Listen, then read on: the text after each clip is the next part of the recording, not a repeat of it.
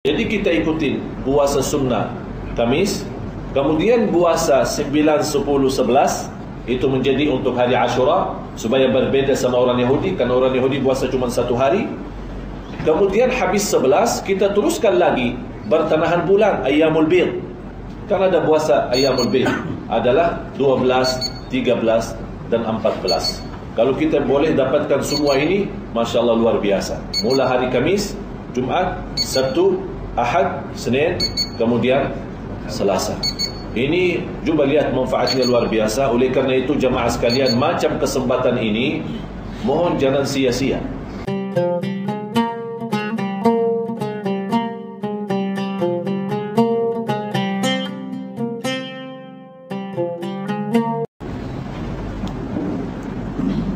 Assalamualaikum warahmatullahi wabarakatuh.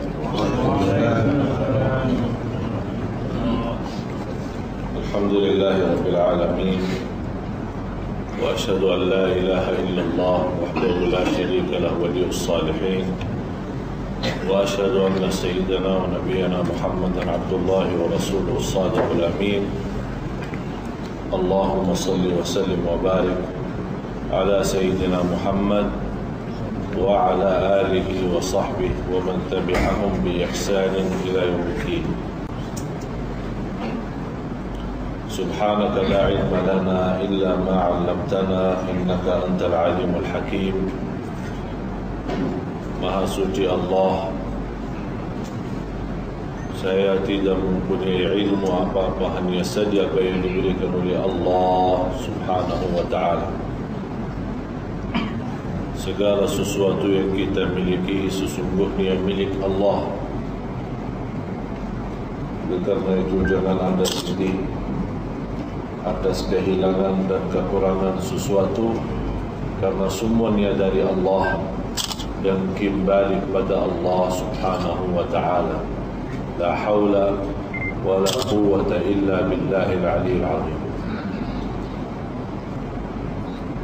Jemaah sekalian yang dimuliakan dan diberkahi Allah Subhanahu wa ta'ala, di antara puasa yang disunnahkan adalah Ashura. Ashura artinya tanggal 10. Kalau bahasa Arab Ashara, tanggal 10 Muharram. Ceritanya Rasulullah sallallahu alaihi wasallam waktu datang ke Madinah melihat orang Yahudi berpuasa hari Ashura itu. Rasulullah sallallahu alaihi wasallam bertanya kepada Yahudi itu, karena Yahudi waktu itu penduduk Madinah, tidak ada penduduk Makkah. Makkah itu banyakkan orang kufar Quraisy. Kalau Madinah ada Aus, ada Khazraj yang namanya Al-Ansar, dan dua-duanya berasal dari Yaman. Kemudian di samping mereka ada orang Yahudi. Dan orang Yahudi waktu itu menguasai ekonomi Madinah. Menguasai ekonomi Madinah. Jadi semua keluarga Al-Aus Al-Khazraj kalau dia perlu usaha lewat orang Yahudi, pinjam orang Yahudi, dan orang Yahudi bagi riba. Pinjam sekian wajib kembali lebih. Pinjam 100 kembali 120. Akhirnya terpaksa Aus Khazraj ikut, karena tidak ada pilihan, karena harta dan ekonomi Madinah dimegang sama orang Yahudi. Dan juga alasan lain, karena Aus Khazraj sendiri sibuk berperang. Ini perang, ya kalau istilah kita, perang saudara antara Aus Khazraj. Terus ada, selalu ada masalah, ada saja. Dan orang Yahudi senang. Kenapa orang Yahudi senang? selama ada perang memerlukan alat perang. Yang menjual alat perang orang Yahudi. Dan sekarang di dunia ini yang jual alat perang orang Yahudi. Memang orang Yahudi mau seperti itu, supaya manusia tidak boleh damai. Manusia terus perang, biar habiskan nyawa, biar habiskan harta mereka, hancur negara mereka. Yang penting orang Yahudi beruntung, banyak fulus, banyak uang, banyak harta, dan semua itu dari harta kita.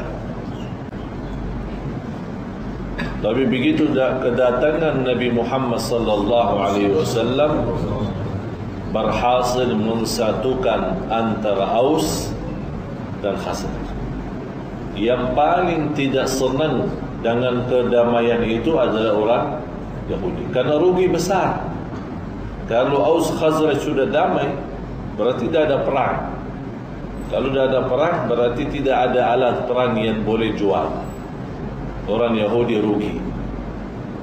Itulah yang membuat orang Yahudi, walaupun dia tahu Nabi Muhammad benar, agama benar, dakwah Rasulullah SAW benar, dan dia tahu akan datang hijrah, semua dia tahu kebenaran itu. Kenapa dia tidak percaya? Karena dia merasa ada orang dari luar kota Madinah datang yang menjadi pemimpin kota Madinah, yang menguasai hukum di kota Madinah. Ini yang membuat orang Yahudi tidak senang dakwah Rasul. Malah di antara orang Yahudi yang telah berjanji, biar dakwahnya benar, biar saya tersiksa, biar saya masuk neraka, saya tidak masuk dan mengikuti agama Muhammad. Cuba lihat, padahal dia tahu benar. Itulah namanya sakit jiwa. Sudah tahu niata al-haq, sudah tahu niata al-batil, tapi dia karena hawa nafsu, keras hati, keras kepala, karena keinginan duniawi, akhirnya dia tidak ikut dakwah Nabi Muhammad sallallahu alaihi wasallam. Rasul melihat mereka berpuasa hari Ashura. Rasulullah bertanya, "Kenapa wahai ma'syar Yahud, kalian puasa hari Ashura?" Mereka menjawab, "Kami puasa hari Ashura karena Allah menyelamatkan Nabi Musa." Dan Nabi Musa kan Nabi orang Yahudi kan, Bani Israel. Nabi Musa alaihissalam. Nabi Musa alaihissalam waktu dia melarikan diri sama kaumnya Bani Israel dari Fir'aun, sampai dari Mesir tembus ke Laut Merah di bagian utara atas, mau tembus. Kalau sekarang kita nyimak namanya Qanatus Suez, Qanat Suez atau Sina yang ada di bagian Mesir. Dia mau tembus ke sana. Dan Allah Subhanahu wa taala begitu sudah sampai ke batasan laut, Bani Israel berkata kepada Nabi Musa, "Wahai Nabi Musa, mau kemana lagi?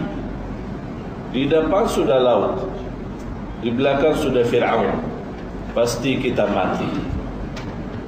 Pasti kita mati. Sudah tidak boleh apa-apa." Apa jawab Nabi Musa? "Kalla, tidak." Ini namanya keyakinan. Kapan boleh muncul yakin? Kalau kita bertanya sama semua orang Muslim, "Anda yakin kepada Allah?" "Ya, saya yakin." Bukan jawabannya saya yakin, tapi yakin muncul saat kita menghadapi cubaan dan ujian. Ini baru yakin tidak. Kita melihat sudah tidak ada jalan keluar, tapi Allah melihat keyakinan kita di saat itu. Bukan saat kita nyaman ditanya, "Anda yakin?" "Ya, saya yakin." "Ya, nyaman. Sekarang lagi aman." Yakin pasti. Tapi pas ada ujian dan musibah, iman di situ akan terpuncang. Tidak jelas apakah betul yakin sempurna atau tidak. Kalau Nabi Musa alaihissalam langsung jawab, tidak pakai fikir-fikiran. laut di depan, Fir'aun di belakang, tidak berfikir hanya Allah subhanahu wa ta'ala. Dia menjawab, kalla inna ma'iya rabbi sayahdin. Allah bersamaku dan Allah akan memberikan petunjuk kepadaku. Belum selesai bicara, Nabi Musa alaihissalam berkata semacam itu, Allah langsung nurunkan wahyu. Wahai Nabi Musa, pukullah air laut itu dan nanti tongkat yang kamu mau. Tongkat? Mau apain tongkat? Kayu kecil. Ini laut. Ya kan semua makhluk Allah. Kayu itu dari mana? Dari pohon kan? Dan pohon makhluk Allah. Allah jadikan tongkat itu lebih dahsyat daripada nuklir. Kalau Allah kun fayakun. Bani Israel ketawa, apa yang mau dibuat sama tongkat itu? Langsung, karena kelompok mereka 12 golongan. Bani Israel waktu itu 12 kelompok, dan setiap kelompok punya pemimpin, kepala yang urus mereka, macam tentara lah. Begitu Allah memberitakan Nabi Musa dengan keyakinan membawa tongkat itu dan memukul air laut. Pecah air laut menjadi 12 perjalanan. Terbuka jalan. Kalau kita bilang jalan highway ya. Tahu jalan highway? 12 jalan highway. Silahkan lewat. Tapi ini juga bayangkan, subhanallah, air laut terpecah dan ada 12 jalan. Di antara jalan sama jalan ada air laut itu, tetap masih ada berdiri, sambil terlihat ikan di dalamnya. Begitu mereka masuk, ada rasa ragu-ragu, mana yang lain? Karena ini kelompok tidak boleh lihat kelompok yang lain, karena semua dipecah antara laut. Biar mereka tenang, Allah bukakan jendela, window di dalam laut itu, biar mereka tengok, oh ini kawan masih ada, ini kawan semua ada. Terus mereka semua berjalan dengan aman. Subhanallah, dahsyat. Begitu mereka diselamatkan oleh Allah. Itu peristiwa terjadi di 10 Muharram. Peristiwa ini terjadi di 10 Muharram. Begitu mereka diselamatkan oleh Allah, datang Fir'aun. Fir'aun ada ragu-ragu, tunggu dulu, biar ini kita lihat mereka. Sampai mereka sudah tembus dan sudah lulus, sudah lewat. Ini macam mana? Tapi Nabi Fir'aun ini juga orang-orang cerdas, zalim tapi cerdas. Ini bahaya ini. Cuba saya tidak boleh mula. Cuba yang lain, anak buah dulu. Anak buah dulu. Masuk. Disuruh anak buah dulu. Mereka jalan, malah pasir tanah laut itu kering, seperti tidak basah sama sekali, kering. Boleh kuda jalan, aman. Fir'aun melihat dia punya anak buah sudah jalan sampai pertengahan jalan, aman, tidak ada masalah. Langsung Fir'aun ikut. Ada satu riwayat Fir'aun tidak mau jalan, dan Fir'aun naik sebuah kuda. Allah subhanahu wa ta'ala turunkan Nabi Malaikat Jibril membawakan kuda yang menggoda kuda Fir'aun. Jadi Fir'aun dia tak boleh nampak, tapi kuda ini nampak ada kuda. Begitu kuda ini jalan, ya namanya mencari ya. Terus ikut lari. Fir'aun kaget, dia tahan, tak boleh tahan. Sudah, karena ini kuda ini lagi mencari kuda yang di depan ini, mungkin mau nikah atau apalah. Jadi dia lari, dia ikut lari. Udah masuk, Fir'aun kaget, ini ditahan, tidak boleh tahan. Ini ada satu riwayat juga dibenarkan oleh ulama dalam sejarah. Begitu sudah terjumus semua Fir'aun, sama semua dia punya kelompok tentera sudah masuk ke dalam, Nabi Musa alaihissalam diperintahkan oleh Allah pukul kembali air laut itu.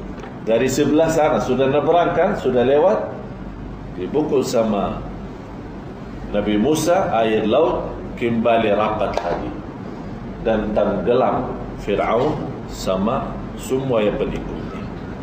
Di saat itu Fir'aun masih ada harapan diselamatkan dan dia mau ucapkan kalimat La ilaha illallah. Dia berkata, saya mau beriman. Dia tidak berkata saya beriman kepada Allah, tapi dia bagi jalur kanan kiri. Saya beriman kepada yang telah Banu Israel beriman. Cuba lihat, Fir'aun juga masih belum begitu sempurna. Sampai dalam keadaan ini tidak mau beriman langsung. Saya beriman semacam mana Banu Israel beriman. Kenapa tidak berkata saya berimanlah saja kepada Allah langsung? Kenapa mau ambil jalur yang panjang? Tapi malaikat Jibril dia tidak mau. Sampai dia ambil pasir dari laut, melemparkan muka Fir'aun supaya tidak boleh mengucapkan kalimat syahadat. Dia cuba lihat, malaikat Jibril khawatir kalau dia sebut kalimat syahadat boleh jadi dapat rahmat dari Allah, Allah ampuni semua. Cuba lihat, Fir'aun saja masih ada harapan diampuni Allah, padahal dosanya besar. Faqala ana rabbukumul a'la. Dia mengakui diri sebagai Tuhan yang maha tinggi. Tapi cuba lihat, malaikat Jibril karena tahu Allah maha kasih sayang, Allah maha ampun, tidak diberikan kesempatan Fir'aun untuk mengucapkan. Dilempar, setiap mau dia berkata, dilempar mukanya, sampai sudah tenggelam. Tapi Allah selamatkan badan Fir'aun menjadi tanda kebesaran Allah. Dan badan Fir'aun itu ada di Jerman. Ada salah satu museum di Jerman. Dulu ada di Mesir, sudah dipindah kemari ke Jerman. Sekarang ada di museum Jerman. Jasad Fir'aun. Kalau Fir'aun kan setiap pemimpin Mesir dinamakan Fir'aun, tapi ini namanya Fir'aun Musa. Fir'aun Musa yang dimaksud Fir'aun zaman Nabi Musa AS. Tapi kalau selama orang pemimpin di Mesir semua dinamakan Fir'aun. Jadi Rasulullah begitu tahu orang Yahudi berpuasa 10 Muharram, hari Ashura, karena mereka mensyukuri nikmat Allah atas keselamatan Nabi Musa. Apa jawab Nabi Muhammad SAW? Nabi Muhammad menjawab, wa nahnu ahaqqu bi Musa minkum. Kami lebih utama orang Muslim mencintai Nabi Musa daripada kalian. Kami lebih wajib memuliakan Nabi Musa lebih daripada kalian. Maksudnya lebih daripada orang Yahudi. Karena kita di Islam menajarkan kita di Islam untuk beriman kepada seluruh Nabi dan Rasul, kan? Antu'mina billahi wa malaikati wa kutubihi wa rusulih. Semua para Nabi dan Rasul kita akui mereka benar dan mereka semua adalah utusan Allah. Di antara mereka yang terbaik, yang termulia adalah Nabi Muhammad sallallahu alaihi wasallam. Oleh karena itu Rasul mensunnahkan puasa hari Ashura untuk mensyukur nikmat Allah terhadap selamatan Nabi Musa alaihissalam. Karena orang Yahudi puasa satu hari, Rasul memerintahkan sahabat puasalah hari Ashura, tapi tambah satu hari lagi supaya tidak sama dengan orang Yahudi. Karena Rasul selalu suka berbedaan sama orang Yahudi, tidak suka perbuatannya yang sama, walaupun dalam hal kebaikan. Orang Yahudi puasa Ashura, kita disunnahkan puasa 3 hari, 9, 10, 11. Ini yang terutama. Kalau tidak mampu 3 hari, boleh 2 hari, 9 dan 10. Kalau tidak mampu hanya satu hari saja, boleh saja. Walaupun sebagian ulama menganggap puasa satu hari sendiri makruh karena merupai orang Yahudi. Tapi saya menambil boleh-boleh saja. Kalau kita tidak mampu puasa 3 hari atau 2 hari, tidak apa kita puasa satu hari, tidak menjadi masalah. Tapi kita selalu mencari yang terbaik. Kalau yang terbaik ya 3 hari. Dan Allah Subhanahu wa taala memberikan pahala diampuni dosa lalu. Jadi dalam puasa beda sama puasa Arafah. Kalau puasa hari Arafah, sebagaimana di hadis yang diriwayatkan Imam Muslim, Allah akan ampuni dosa puasa Arafah. Orang yang berpuasa Arafah diampuni dosa lalu sama dosa yang subhanallah. Belum dosa sudah diampuni duluan. Belum dosa sudah diampuni duluan. Kalau hari Ashura diampuni dosa tahun lalu. Oleh karena itu, kalau kita berminat untuk menjaga puasa, itu sangat luar biasa manfaatnya. Karena sebaik-baik puasa selepas Ramadan adalah puasa bulan Muharram. Kalau kita puasa setiap hari boleh, mau gantian sehari-hari boleh, mau hanya Isnin Kamis boleh. Dan kita berusaha. Misal, saya akhiri contoh puasa. Misal besok hari Kamis, ini hari Jumat tanggal 2. Hari Kamis besok, jadi tanggal 8 Muharram, kita puasa sunnah Kamis, karena sunnah Kamis. Hari Jumat tanggal 9, hari Sabtu tanggal 10, hari Jumat tanggal 11. Jadi kita ikutin puasa sunnah Kamis, kemudian puasa 9, 10, 11 itu menjadi untuk hari Ashura, supaya berbeda sama orang Yahudi, karena orang Yahudi puasa cuma satu hari. Kemudian habis 11 kita teruskan lagi bertanahan bulan Ayyamul Bid, karena ada puasa Ayyamul Bid adalah 12, 13 dan 14. Kalau kita boleh dapatkan semua ini, Masya Allah luar biasa. Mula hari Kamis, Jumat, Sabtu, Ahad, Senin, kemudian Selasa. Ini cuba lihat manfaatnya luar biasa. Oleh karena itu jemaah sekalian, macam kesempatan ini mohon jangan sia-sia. Manfaatkan, pahala sangat luar biasa. Dan kita termasuk juga orang-orang yang mensyukuri nikmat Allah Subhanahu wa taala lewat puasa. Tidak sama Ashura yang dilakukan oleh kelompok-kelompok umat Islam yang kita lihat dijadikan pesta, dijadikan acara-acara besar-besar, atau dijadikan hari-hari raya anak yatim, atau dijadikan macam-macam mukul-mukul diri, macam kelompok Syiah mukul-mukul diri sampai berdarah. Sampai ada orang kemarin bagi SMS, kalau ada orang Syiah mau mukul diri, jangan susah-susahlah. Kalau sudah Ashura, tak usah capek, datang kemari, kami aja yang mukul saja, biar habis-habisan.